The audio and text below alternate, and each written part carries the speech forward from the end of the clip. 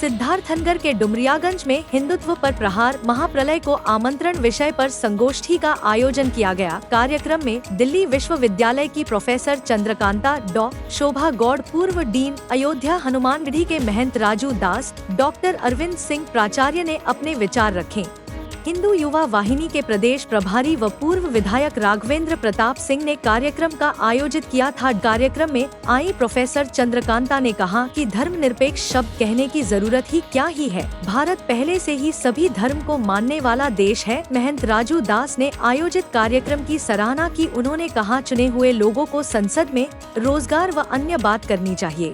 लोग संसद में फिलिस्तीन जिंदाबाद का नारा लगाते हैं, हिंदू धर्म को गाली देते हैं, हिंदू को हिंसक कहा जा रहा है। ऐसे में इस तरह की विषय पर संगोष्ठी से लोगों को जागरूकता होगी। वहीं कार्यक्रम के आयोजक हिंदू युवा वाहिनी के प्रदेश प्रभारी व पूर्व विधायक राघवेंद्र प्रताप सिंह ने कहा कि इस तरह का आयोजन पूरे देश में होनी चाहिए। आज पूरे देश को ऐसे आयोजनों की जरूरत है और हमें कट्टर नहीं, कट्टर से कट्टर हिंदू को बनना है। जब तक हम कट्टर नहीं बनेंगे, ये हिंदू समाज को अपमानित करने वाले लोग कभी हिंदू समाज को, कभी देवी देवताओं को अपमानित करते रहे और इसीलिए आयोजन किया गया है। इस आयोजन को हम लोग और विस्तार देंगे। विभिन्न क्षेत्रों में करने के बाद विभिन्न जनपदों में भी इस आयोजन को ले जाएंगे। कम से कम हिंदू अगर बहुत सरल रहेगा, सहिष्णु रहेगा, तो वही हाल है कि आओ मेरे गले पे मेरे हाथ गले गाल पे मारो तो दूसरा गाल भी फैला दो, यह सिद्धांत अगर चलेगा तो गले पे गाल पे मारते रहेंगे और हम लात जूता खाते रहेंगे।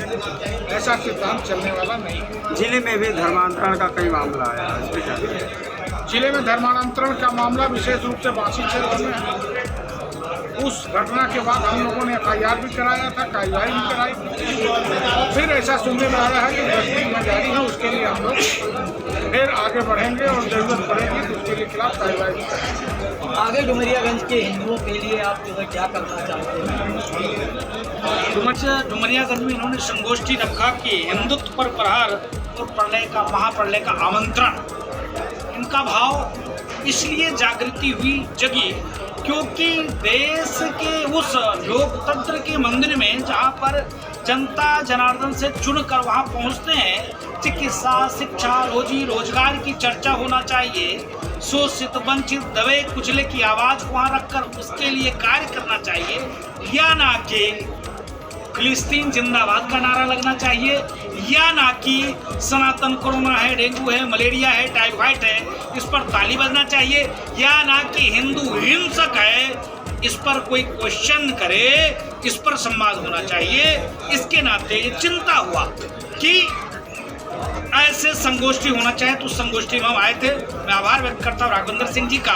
और यहाँ से हम लोगों ने सिर्फ एक ही संदेश दिया, धर्म और रक्षति रक्षता, धर्म की रक्षा आप करोगे तभी धर्म की रक्षा हो पाएगा, क्योंकि भारत डेमोक्रेसी है, लोकतांत्रिक व्यवस्था है। इसके अलावा भारत सनातन देश है जहाँ पर कंकर में शंकर पाया जाता हो, जहाँ सनातन सिखाता हो धर्म की जय हो, धर्म का नाश हो, प्राणियों में सद्भाव हो, विश्व का कल्याण हो, सर्वे भवन्तु सुखिनः सर्वे सन्तु निरामय के साथ, विश्व बंधुत्व के साथ जहाँ हम कार्य और काम करते वहाँ पर हिंदू हिंसक हो जब आवाज उठाए जाते हैं, इसके नाते यह कार्यक्रम करना पड़ेगा। मैं ये कहूँ कि सेकुलरिज्म क्या है, धर्मनिरपेक्षता क्या है, व्यक्ति स्वयं ही धर्मनिरपेक्ष है, उसके लिए बनाने की जरूरत नहीं है। यदि हम कॉन्स्टिट्यूशन की बात करते हैं तो प्रारंभ में धर्मनिरपेक्षता नामक कोई शब्द था ही नहीं, न समाजवाद नाम का कोई शब्द था।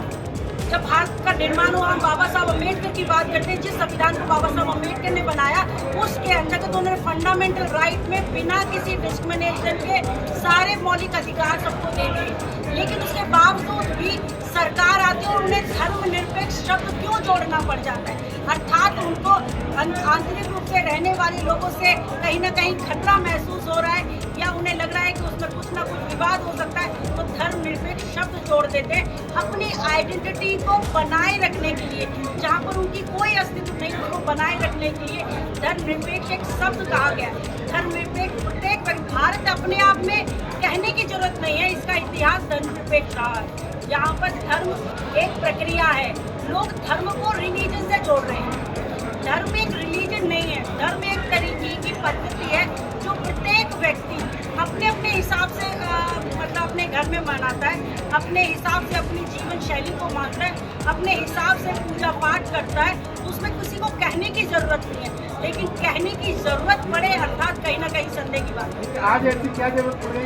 क्या जरूरत थी? पार्लियामेंट कॉन्स्टिट्यूशनली पार्लियामेंट में धर्म मतलब जो भी इष्ट है, किसी भी एक विशेष धर्म के देवी देवताओं के फोटो को अंदर ले जाने की क्या जरूरत पड़ गई?